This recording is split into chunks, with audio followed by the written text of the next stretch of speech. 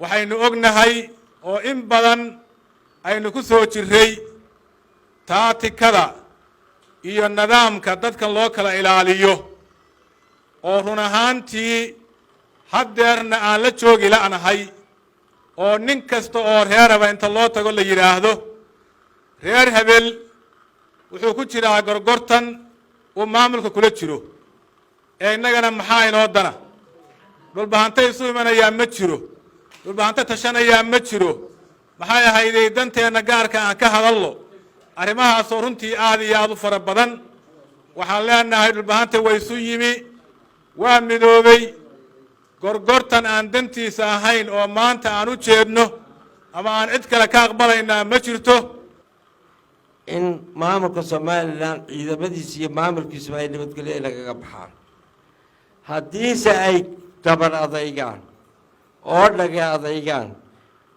waa ka noqonay ninkii qoristooba soo galbaanu leenahay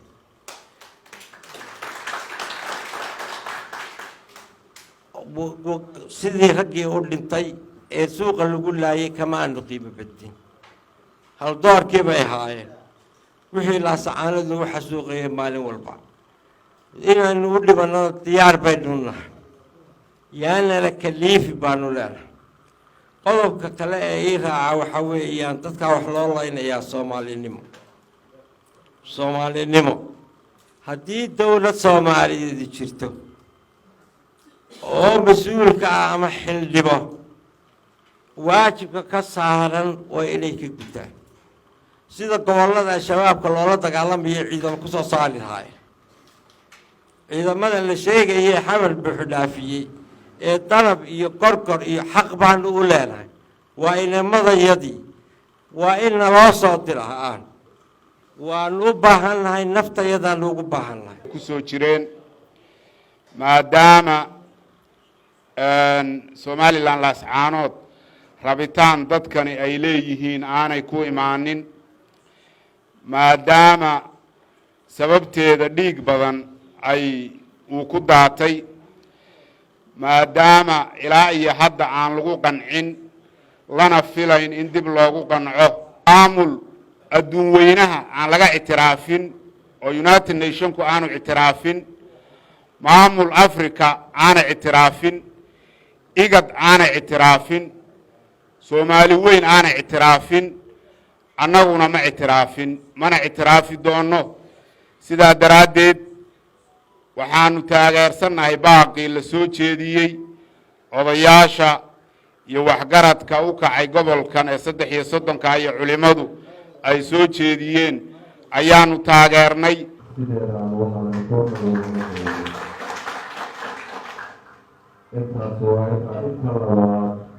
nimankan aanu deriska nahay ee baxwanaagta nahay ee aanu isdhalay ee reerisa waxay iyagu qaadan waayeen ee iyagu yeeli waayeen ee ay dowladdii u dumiyeen warda anaguna isa qaadan wayno waxaad dumiseen dowlad Soomaaliyeed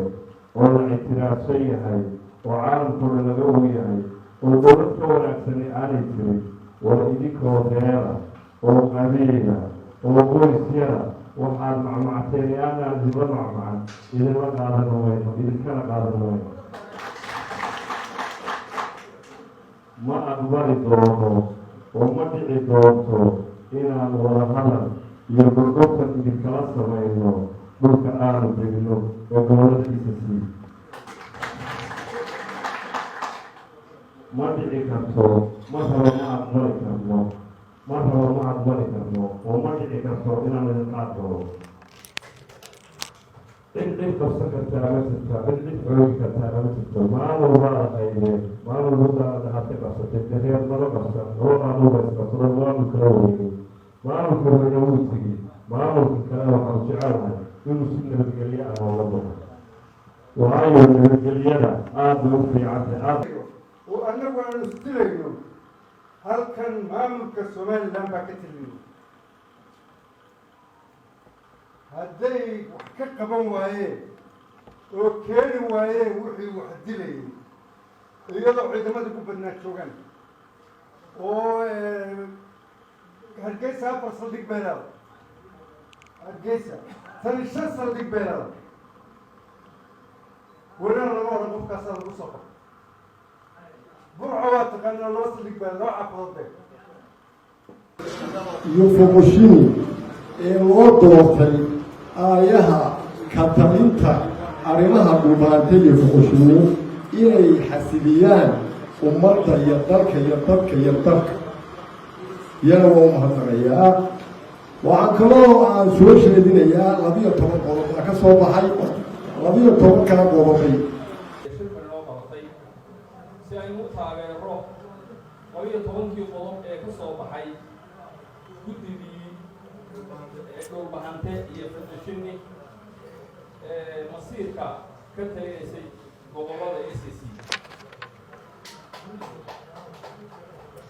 siday u soo saareen baan ugu taageersanahay kuwii ay maanta soo saareen ee ay dadkooda kula hadlayeenna waa taageersanahay maanta shirka uu ku jiro kana hordhicmay وحي بنا إله بيدار عنك كان عندي بيعمل وأنا سنتي قالوا ما تبي ها فشو أنا لقوا علامي قال لي يا الجلد عيني يجيب يا واحد ناس كدعين يا حمار أنا أقول لك ترى واحد قال أنا أصيب في جامله أنا ترى صلاة ونكسل waxaan ahay ninka xornimada ugu jecel ilaa khaatuum ilaa mid dhumaantay ilaa mid ugaadhyahan ilaa noocay u tahayba bartankaa kaga jiro xornimaan doonayaa intaa iyo sharaf madaxiisii fiigaa walahaan uga sheegayaa waa lagu soo qayshado xanaan iyo cay badan baa lagu fito ka hadlay muhiimaddu waxay ahayd ugaadhyahan galabta inuu taageero go-aankii ka soo baxay 33 qof ee guddiga ahaa ee maanta qabsaday haana waanu taageernay iyo federashini go-aanka ay soo saareen 33 nin oo lagu duceeyey taasaanu maxaan kuu sheegaa muujinaynaa dareenka iyaga inaanu qaadanay oo ku shaqaynayno meel kastoo aanu joogno ujeedkayagu sidaa weeye halkana cuqaashii culimadii maxaan kuu sheegaa aqoon-yahankii gurbajoogshii sida loo sirabtay cid kastana waa joogtaa in aan taageero midnimada dhulbahante iyo go-aamada 12 ah ee soo baxay aad iyo aad baan u taageerana sidii hore loogu dhawaajiyey waxaa jira waxaan nahay beel badan anigu xoogaal baan u ahayo rag badan oo beesha ka mid ah baan soo jeedinayno aanu taageersannahay qodobadii 12 ahaa ee guddidii dhulbahante iyo fiqishini ka soo baxay baanu taageersannahay taageeraanu soo jeedinaynaa waxaanu leenahay beesha ugaadhyahan meel kasta joogtaa ka taageerto in kale culumada iyo ninkarboodka iyo dadka wax bartay leh baaqyada Hargeysa iyo ka soo diraya Burco hal nin baa iga qanciyey nin yiri waraan iga baxnaan xisaabtanno wax la fahmi karo nin baa ku hadlay ninkaas waxaan leenahay waraan xisaabtanno annagana waxyaabo badan baan tirsanayna oo naga keen maqan oo magacyo badan waxyaabo badan magaca gobolka Sool gobolada SSC aad ku qaadateen oo mashaariic ah baan xaqiina nooga maqan shirkeeni waxa la guddidu inoo soo qabaqaabisay 33 ahayd ee 12 qodobaha iyagoo baraxla inagoo ku hadlaynaa afka beesha ballaaran ee ka kooban waxa la yidhaahdo geyiga intiisa u badan dhulbahante laga xulay oo loo xulay masiirka dhulbahante inay ka soo taliyaan go'aamadii ay soo saareen oo 12 qodob ahaa taageeridooda inaynu muujinno 12 qodob ee guddida 33 ah ee dhulbahante weyne noo soo saareen markay soo lafagureen markay dhinac walba ka eegeen ay dadka u soo taageen waanu taageeray war ma taageerteen 12 qodob ee beesha fiqishin iyo waariyahan iyo dhulbahanta isla gaareen inaanu sidaadan ku qaadan fulinaynana waanu qaadanay waana fulinaynaa fulin baa la socota taasi waa taa ilaahay waxaanu ka baryay ilaahu adigu nagu toosiyo nagu hagaaji de kuwana waxay la tahay haddii dhaga kuu daloolaan lagula hadal reerka kan way ka dhammaatay maanta wax la dhulbahante iyo dhulwaagaba talala'aan baa laga noli labadaba talala'aan baa laga noli intaad talala'aanta aanu ku maqnayn waa intaad naga dheregteen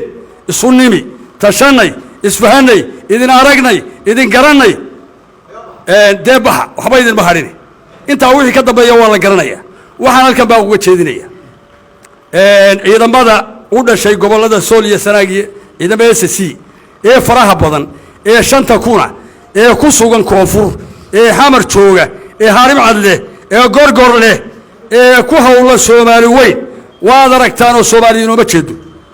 waad aragtaan oo waa la ka seexday waxa weeye tanaa u baahan inaad xoreysaan soo gala 5 kun kama yara waa loo yahay gorgor iyo harim cad labadaba waa ku jiraan ciidanka ugu badan weeye soo gaadha tolkiin maanta halgan buu galay wuu dhimanayaa kala harin maayo waa la galay kaalada waxba idinma yaalin soo dhaqaaqa diyaaradaha soo raaca haddii ay dee soomaalinimo kala jirto diyaar loo yahayna wixii soo raacaya dahad soo raacay haddii kale waxaan u yeedhaynaa gobollada SSC wixii kaga jira federaalka inay degdeg u soo galaan kuwa Puntland waa lamid dadkani waa diyaar garoobay gubaa u daay waa kacdoon waxaan kaloo ka digaya dadka dhalinyarada ee kacdoonka markii hore dhaliyay halkii la doonayo waad gaarsiiseen waxaan leenahay naga warsuga waanu shaqaynaa afka iyagaan ku hadlaynaa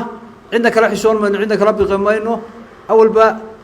waxa weeye afka iyaga inaanu kala aamusnaanay ku joogeen haddana waxa weeye afka iyagaan ku cilbeleynaa afka iyagaan ku hadlaynaa ninaanu kala gabanaynaana ma jirto marka sidaa daraadeed waxaan leenahay dhalinyarada iyo gabdhaha iyo wiilasha magaaladeena inaga leh dib ugu soo noqda jooga afkeenaynu ku cilbaxaynaa xabadna ridi mayno afkeenaynu iskaga saarana waxaan leenahay nimanka waynu kala dhamaanay waynu kala joogsanay waynu kala dhamaanay sidaa daraadeed waxaan leenahay culimada iyo waxgaradka iyo aqoonyahanka u dhashay beesha burco iyo hargeysa iyo intii la mid ah degta waxaanu ku boorinaynaa war arrintaas way kala dhamaatay sidaan dhiigga bini'aadamka u kala badbaadinayno inaan kala badbaadiyo sidaa daraadeed waxaan leeyahay ilaahay